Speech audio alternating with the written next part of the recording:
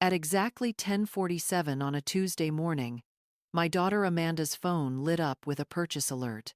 It was short, clinical, just a line of text. $3.2 million villa purchase. Transaction complete. By noon, my own phone was buzzing like an angry hornet.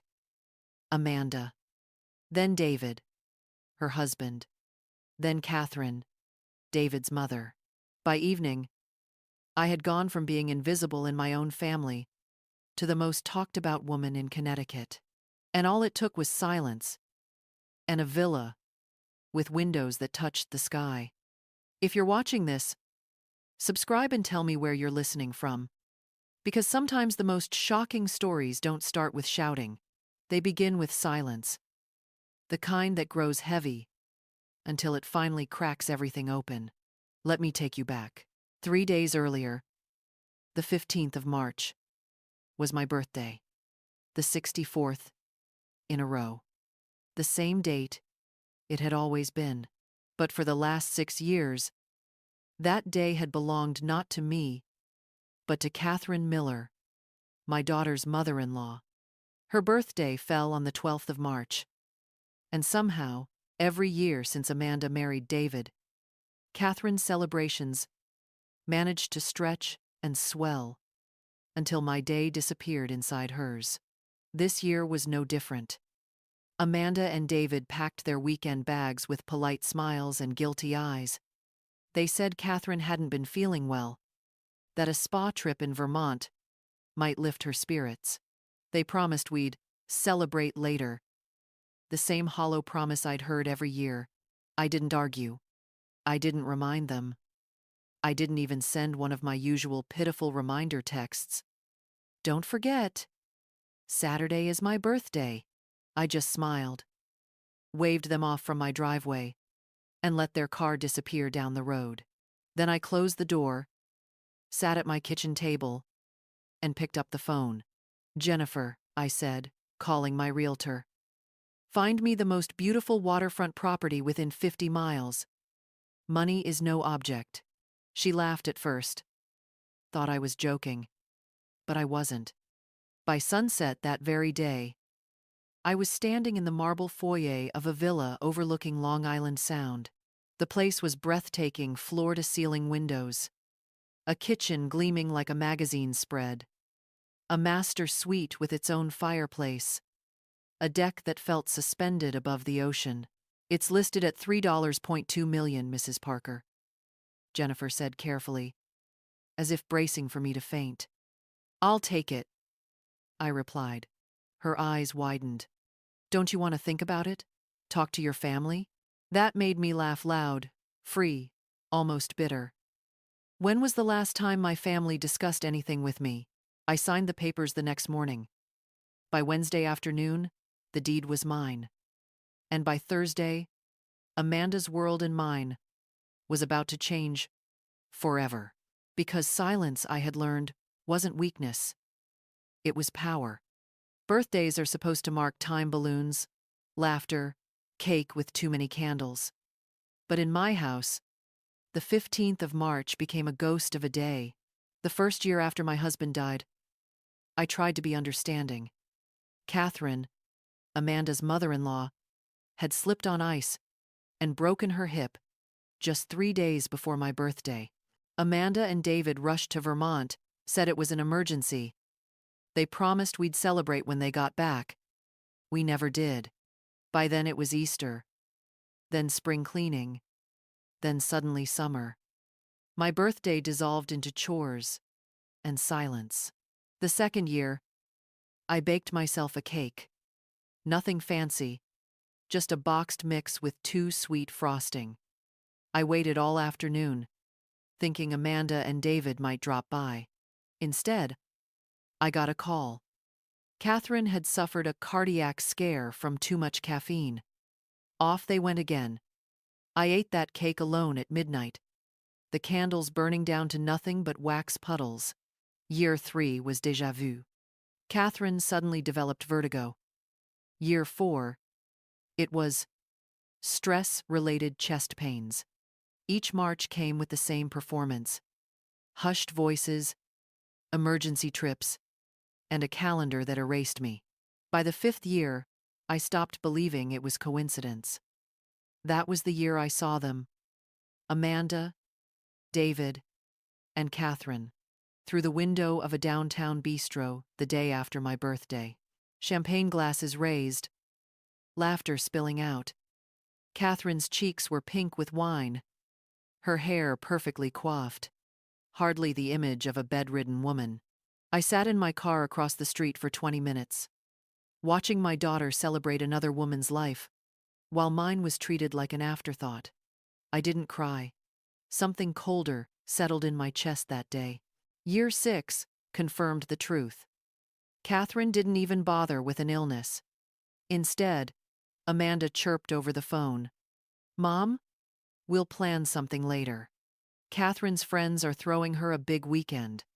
I murmured something polite, hung up, and stared at the bare counter in my kitchen. Not a single card, not a single candle. That night, I bought myself a small grocery store cupcake. The frosting was stiff, the sprinkles too sweet. I lit one candle and whispered into the empty kitchen, "Happy birthday, Clara." The flame flickered weakly before I blew it out. The smoke curled upward, thin and gray, like a reminder of all the years I had burned quietly in the background of other people's lives. By the time year 7 approached, I already knew what would happen. Another excuse, another trip, another invisible, the 15th of March. But this time, I decided on something different. Not reminders, not guilt, not even hope. Silence, and silence, I would learn, is not empty. It can be full, full of choices, full of power, full of a villa waiting on the edge of the ocean. This year, when March rolled around, I didn't say a word. No reminders, no hints, not even the subtle sighs I used to drop into conversations with Amanda. I simply let the days pass, calm on the surface, though inside, I was a storm, waiting to move. On the morning of the 15th of March, Amanda called. Her voice was cheerful, rehearsed. "Mom, Catherine's been feeling under the weather again. We're going to Vermont for the weekend, just to make sure she's all right. We'll celebrate with you later this month, okay?" Once upon a time, those words would have crushed me. I would have begged for just a lunch, a quick dinner, anything that acknowledged my existence. But this time, I just smiled into the receiver. "That's fine, sweetheart. Safe travels." And when the car disappeared down my driveway, taillights glowing against the gray March sky, I closed the door and leaned against it. My house was silent. Not empty silent. I walked straight to the kitchen table, picked up my phone, and dialed Jennifer, the realtor I'd known for years. "Jennifer," I said, my voice steady, "find me the most beautiful waterfront property you can, within 50 miles. Money is no object." She laughed at first, a short, surprised sound. "Clara, are you serious?" "I've never been more serious." By late afternoon, I was standing in the marble foyer of a villa that seemed to glow with its own light. The ceiling soared high above me, walls of glass opening to the endless expanse of Long Island Sound. Waves lapped gently against the shore, their rhythm pulsing through the floor. Jennifer hesitated, holding the listing in her hands. "It's $3.2 million, she said carefully, as though delivering bad news. I turned slowly, taking in the gourmet kitchen gleaming with stainless steel, the master suite with a fireplace carved from stone, the deck that stretched into the horizon like a bridge to freedom. "I'll take it," I said. Her eyes widened. "Don't you want to think about it? Maybe talk it over with Amanda?" That made me laugh sharp, unguarded. The kind of laugh that comes when truth finally spills out. When was the last time my daughter talked anything over with me? The next morning, I signed the paperwork. By Wednesday, the deed bore my name. I didn't tell Amanda. I didn't tell anyone. Instead, I drove to the villa alone, carried a bottle of red wine, and stood barefoot on the deck as the evening sun turned the water into fire. I poured a glass, raised it to the horizon, and whispered, "Happy birthday, Clara." The waves didn't answer, but they didn't need to. For the first time in years, I wasn't invisible. I was incandescent. By Thursday morning, the villa no longer felt like a dream, it was mine. The deed rested on my kitchen counter, its embossed seal catching the light like a medal of victory. I decided to make it official. I snapped a photo of the living room sun pouring through the glass walls, the ocean stretching out like a painting, and posted it on Facebook with a simple caption, "Birthday celebrations at my new home. Sometimes the best gifts are the ones you give yourself." It took less than 5 minutes. At 10:52 a.m., Amanda's name lit up my phone. I let it ring. By 11:15, David was calling, then Catherine, then Amanda again, twice in 10 minutes. By lunch, my phone showed 12 missed calls and a string of texts. "Mom, are you serious? Call me right now. What have you done? This isn't like you.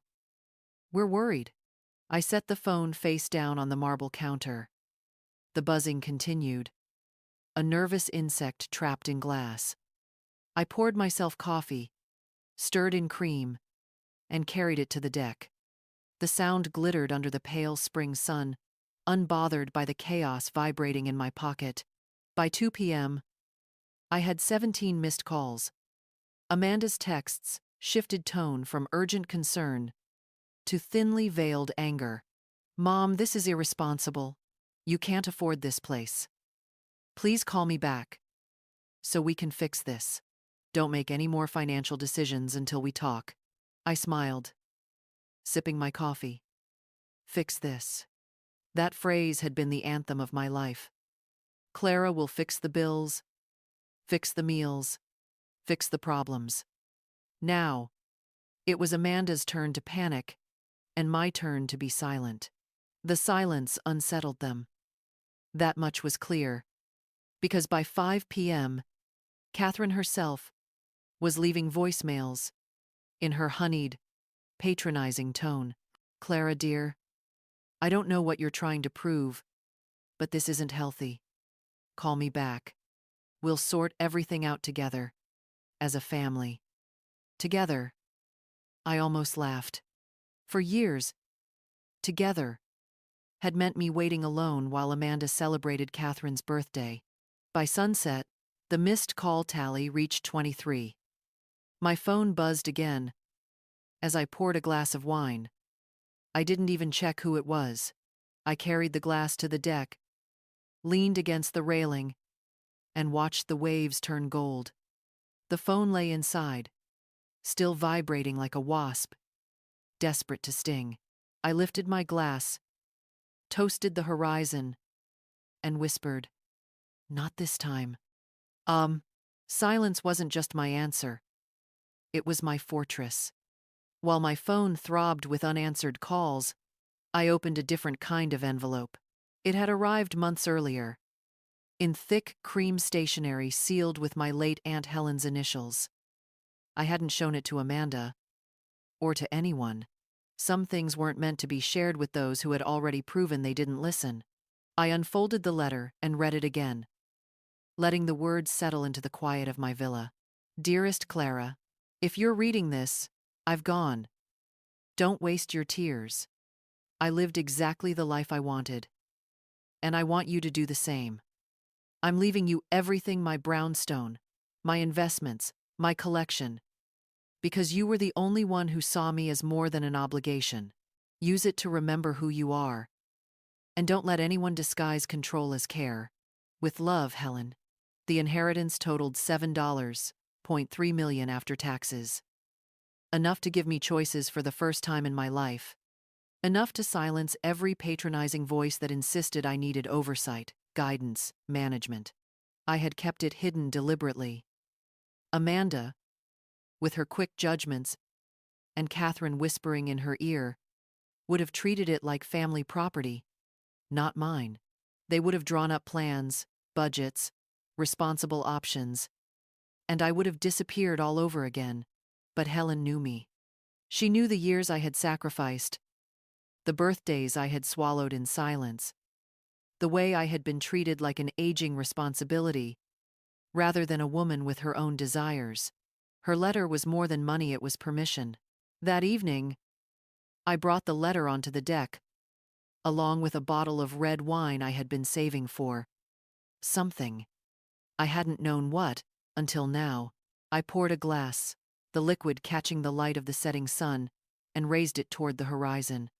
To you, Helen, I whispered, and to the woman you always believed I still was.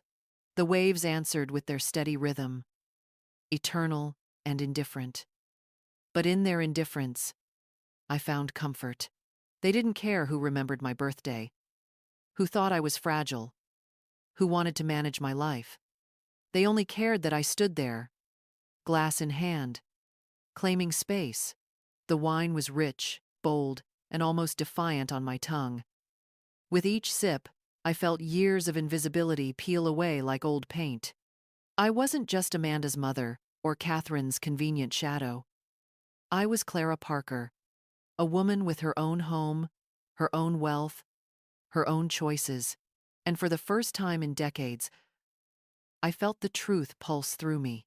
I was free. Saturday morning, the villa was quiet, except for the gulls crying overhead. I was arranging a vase of roses when I saw Amanda's car in the driveway. She hadn't called this time. She had come in person, which meant she was prepared for battle. The knock was sharp, impatient. I opened the door to find her standing there, her face pale with exhaustion, eyes blazing. "Mom," she said, pushing past me into the foyer. "We need to talk." I closed the door calmly. "Good morning to you too." She turned, her heels clicking against the marble floor. "Are you out of your mind? A $3.2 million villa? You can't afford this." I folded my hands in front of me. "Actually, Amanda, I can." Her laugh was short and incredulous. "No, you can't.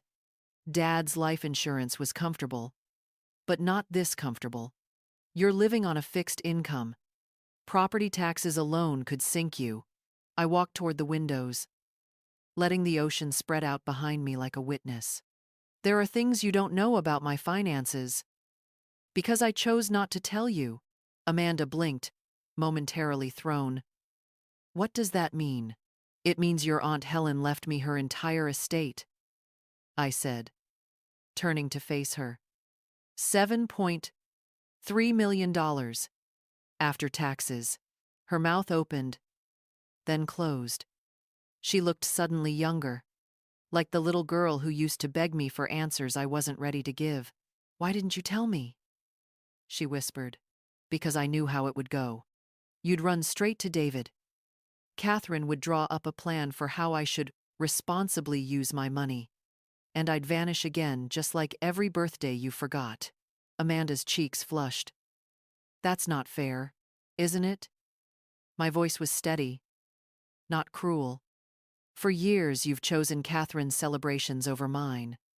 You've treated me like an afterthought, and now that I've done something for myself, suddenly, I'm irresponsible?"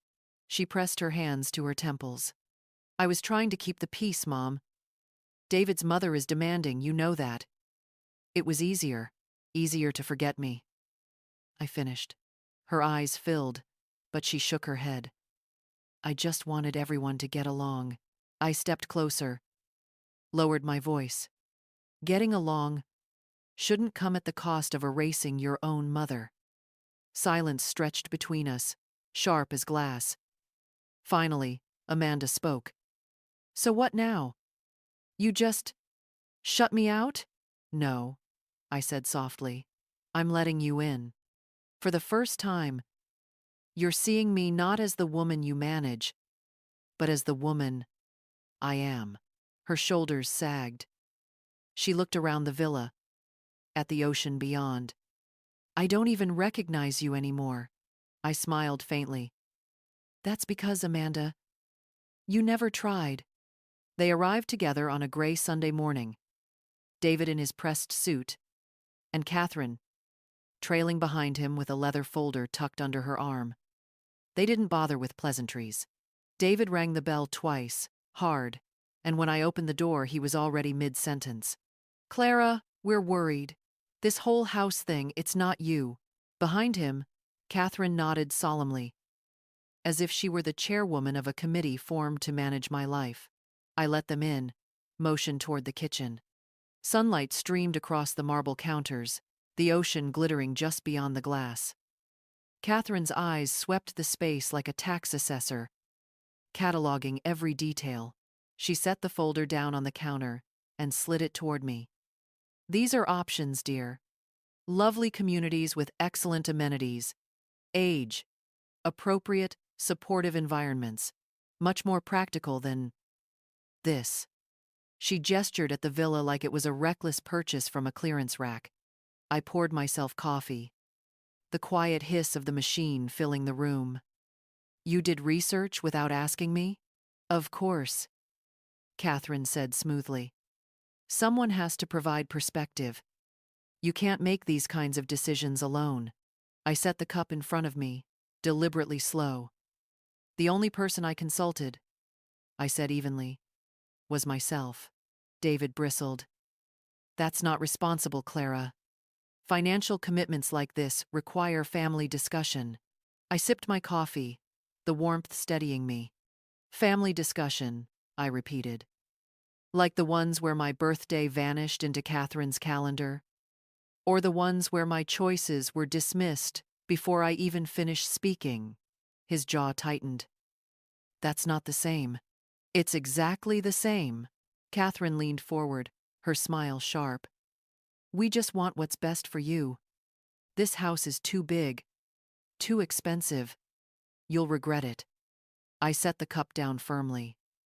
What I regret, I said softly, is letting others decide what I was capable of. That ends now. David's voice rose. Do you have any idea what people are saying? Amanda's beside herself. You're acting impulsive, irrational, irrational, I repeated. For buying a home with money I earned and inherited legally. Meanwhile, I've spent years rationalizing why my daughter celebrates someone else's birthday instead of mine. For the first time, Catherine's smile slipped. I stood, pushing the folder back toward them.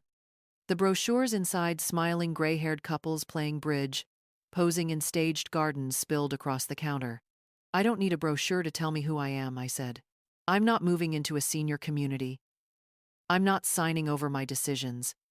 And I'm not pretending this intervention is about my welfare, when it's really about your discomfort with my independence. The room was silent but for the sound of the waves outside. I picked up my coffee again, savoring the bitter edge. This cup, I said quietly, is mine, untouched, just like my choices. Catherine's eyes flashed, but she said nothing. David gathered the brochures, his mouth tight. They left without another word. When the door closed, the villa was quiet again. Quiet, but steady. My silence had spoken louder than their entire performance. 2 days after their so-called intervention, I sat in my study with a stack of unopened mail. For years, I had trusted Amanda and David to help with paperwork, taxes, accounts, insurance. I had told myself it was easier that way. But now, with their brochures still haunting my kitchen counter, I decided to face the pile alone. I slid open the first envelope, expecting routine statements. Instead, my breath caught. Notice of late payment. Mortgage. Co-signer. Clara Parker. I frowned. I hadn't co-signed anything. My home had been paid off for years. The next envelope was worse. A credit card statement with my name at the top, Balance over $18,000. Purchases: I'd never made electronics, travel, restaurants in Vermont. By the third letter, my hands were trembling. A personal loan application, my signature scrawled across the bottom. Except, it wasn't my signature. It was a clumsy imitation. Close enough for a banker in a hurry, but not close enough for me. I spread the documents across the desk, my study suddenly looking less like a sanctuary and more like a crime scene. Each paper hummed with betrayal. I reached for the phone and called Mr. Harris, my attorney. Within an hour, he was in my living room, glasses low on his nose as he examined the stack. "These signatures are forgeries," he said flatly. "And whoever did this has been at it for a while." "David?"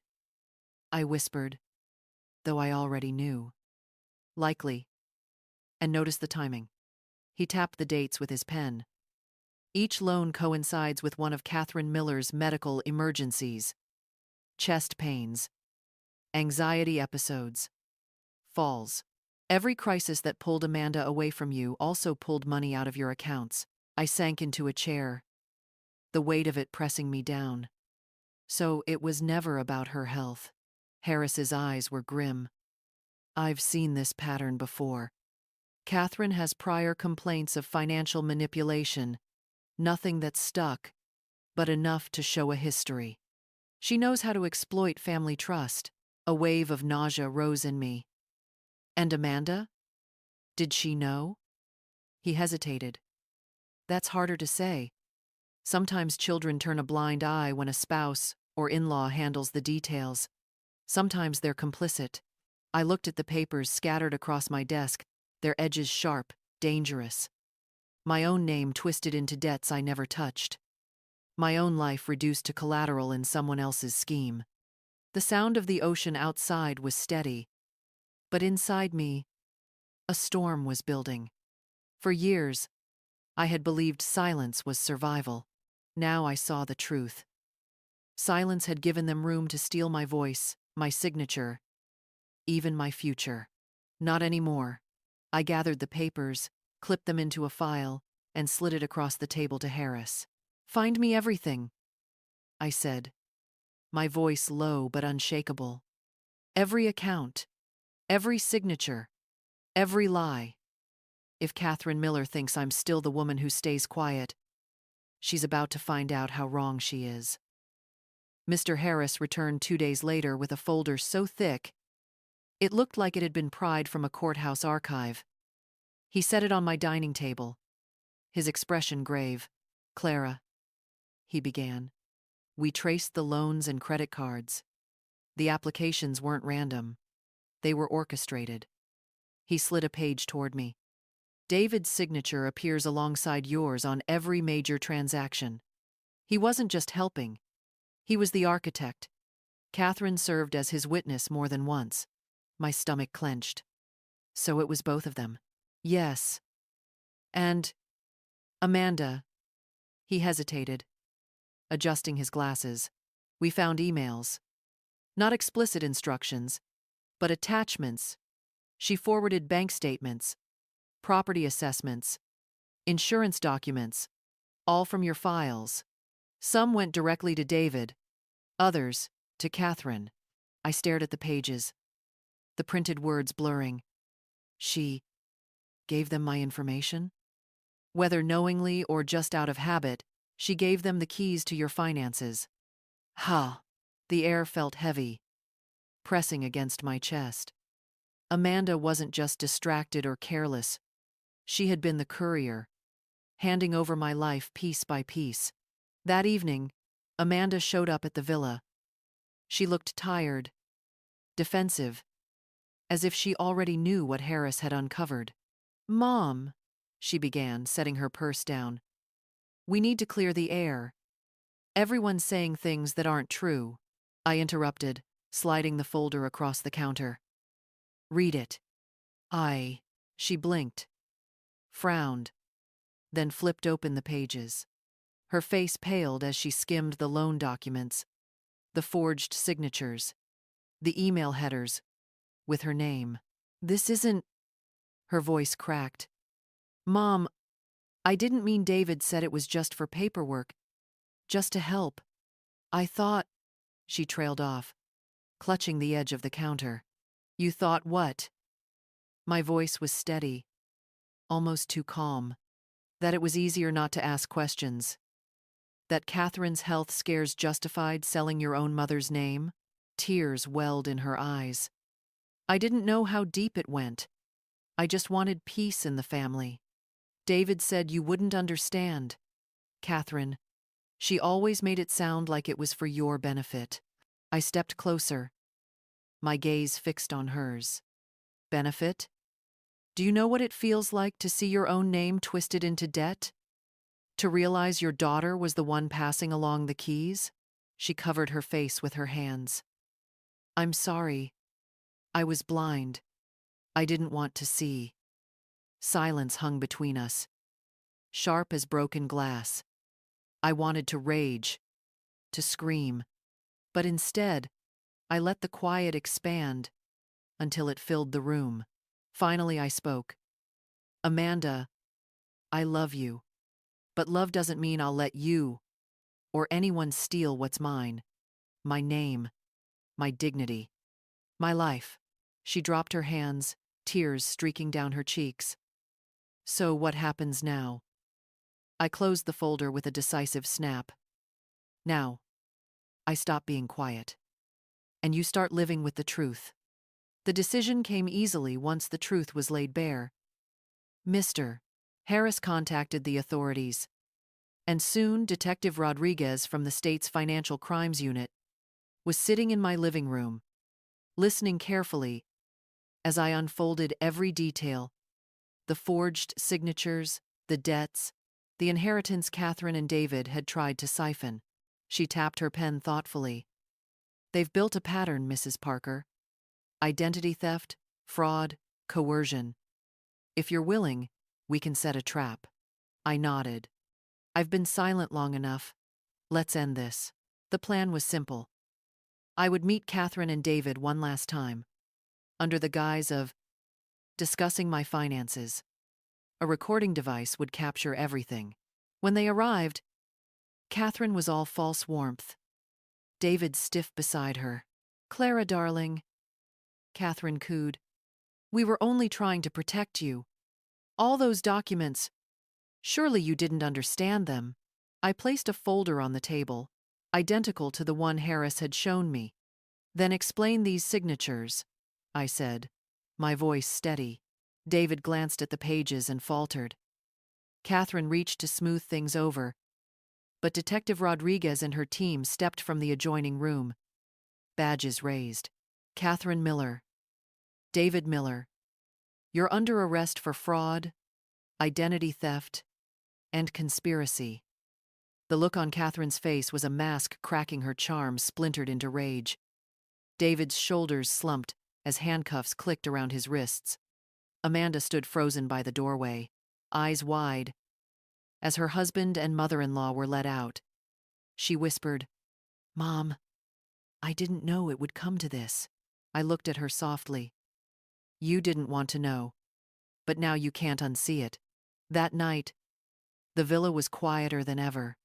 Papers signed, evidence collected, authorities in motion. For the first time in years, there was nothing left for me to explain, defend, or beg for. I walked to the dining table, set a single candle in its center, and struck a match. The flame rose, flickering against the glass walls, reflecting over the ocean like a beacon. I sat alone, but not lonely. The silence around me was no longer heavy. It was strong. I thought of Helen's words. Don't let anyone disguise control as care. I thought of Amanda, broken between loyalty and guilt, still my daughter but no longer my keeper. And I whispered into the glow, I love you, but I won't sign. And I am still here. The candle's flame swayed gently, unbroken. Outside, the waves rolled steady against the shore, carrying my silence into the night, not as surrender, but as proof that I had finally claimed my place in the world. So that's the truth of how betrayal almost destroyed everything, until silence and strength turned the story around. But there's one thing I didn't tell you at the start. What if the betrayal wasn't just about money, but about love, power, and a secret no one expected? Click on this video here if you want to hear the next story of family betrayal and revenge. I'll see you in the next one.